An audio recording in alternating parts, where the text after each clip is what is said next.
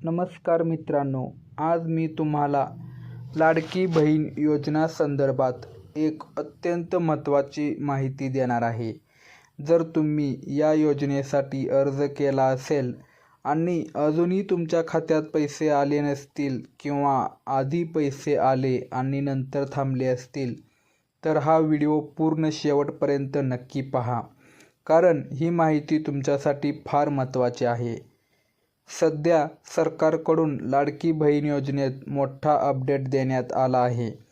अनेक महिलांनी अर्ज करताना KYCमध्ये काही चुका केल्या होत्या, जसं की आधार नंबर चुकीचा असणे, नावामध्ये स्पेलिंग मिस्टेक असणे, बँक खात्याशी आधार लिंक नसणे किंवा अर्जात दिलेला मोबाईल नंबर आधारशी लिंक नसणे.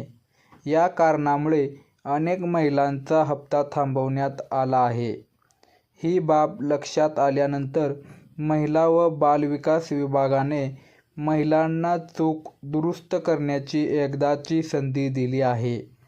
ज्या महिलांच्या KYCमध्ये चूक आहे, त्यांनी ती चूक दुरुस्त केल्यास त्यांचा अर्ज पुन्हा सुरू केला जाणार आहे आणि त्यांना योजनेचा लाभ मिळायला सुरुवात होणार आहे. सरकारने स्पष्टपणे सांगितलं आहे की ही चूक दुरुस्ती करण्याची अंतिम तारीख 31 मार्च आहे. 31 मार्चपर्यंत जर KYC अपडेट किंवा दुरुस्ती केली नाही, तर त्या महिलांचा अर्ज तात्पुरता अपात्र ठरवला जाऊ शकतो आणि पुढील हप्त्याचा लाभ मिळणार नाही. आता प्रश्न असा आहे की KYC चूक कशी तपासायची आणि ती दुरुस्त कशी करायची. त्यासाठी तुम्हाला जवळच्या CSC सेंटर, सेतू केंद्र किंवा आपले सरकार सेवा केंद्रात जावे लागेल. सोबत आधार कार्ड आणि आधारशी लिंक असलेला मोबाईल नंबर नक्की ठेवा. तिथे ऑपरेटरकडून लाडकी बहीण योजनेचा KYC स्टेटस तपासून घ्या.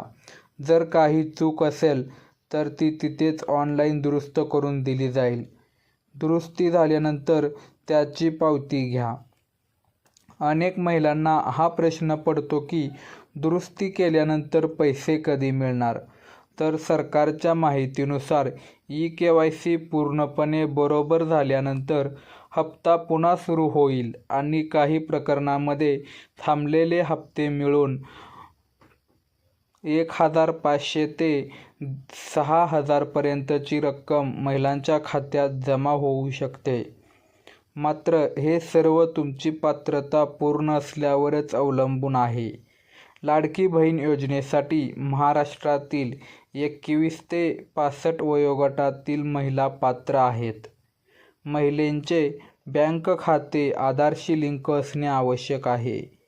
कुटुंबाचे उत्पन्न सरकारने ठरवलेल्या मर्यादेत असावे आणि अर्जामध्ये दिलेली माहिती बरोबर असणे आवश्यक आहे. इथे एक महत्त्वाची सूचना लक्षात ठेवा. कोणत्याही एजंटला किंवा मध्यस्थाला जास्त पैसे देऊ नका. सरकारी सेवा केंद्रामध्ये ही प्रक्रिया मोफत किंवा नाममात्र शुल्कात केली जाते. फसवणुकीपासून सावध राहा. जर तुम्ही आधीच अर्ज केला असेल आणि अजून KYC तपासली नसेल, तर आजच जाऊन तपासून घ्या, कारण 31 मार्चनंतर सरकारकडून कोणतीही अतिरिक्त संधी मिळेल याची खात्री नाही. हा व्हिडिओ प्रत्येक लाडक्या बहिणीपर्यंत पोहोचला पाहिजे, म्हणून कृपया हा व्हिडिओ लाईक करा, शेअर करा आणि चॅनल सबस्क्राईब करा. तुम्हाला काही प्रश्न असतील तर कमेंटमध्ये नक्की विचारा. मी प्रत्येक प्रश्नाचं उत्तर देण्याचा प्रयत्न करेन. धन्यवाद.